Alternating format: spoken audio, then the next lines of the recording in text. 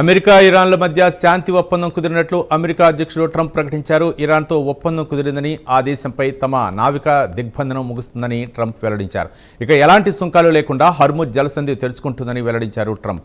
ప్రపంచంలోని నౌకలు మీ ఇంజిన్లో స్టార్ట్ చేయాలని సూచించారు. హర్ముజ్ జలసంధి ద్వారా చమురు రవాణా చేయాలని తన ట్రూత్ సోషల్ మీడియాలో పేర్కొన్నారు.